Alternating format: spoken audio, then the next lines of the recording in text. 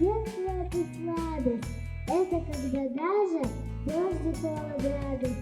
Детство это сказки, игры и подарки. Совсем недавно мы выбрали интервью на этой площадке, и не прошло совсем много времени. Вы видите, какие сейчас изменения. Очень отрадно, что дети будут уже играть в весенне-летний период, они проведут на такой благоустроенной территории.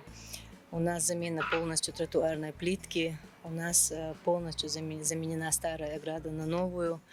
И сейчас такой случай, когда остаются только слова благодарности за то, что такая территория, такой детский сад.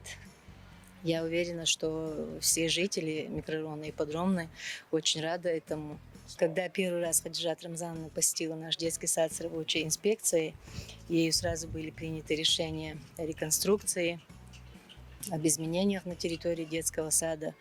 Но и мы не верили, что за такой короткий срок, за такой короткий период произойдут эти изменения. И вот, как мы сейчас видим, все только радует глаз.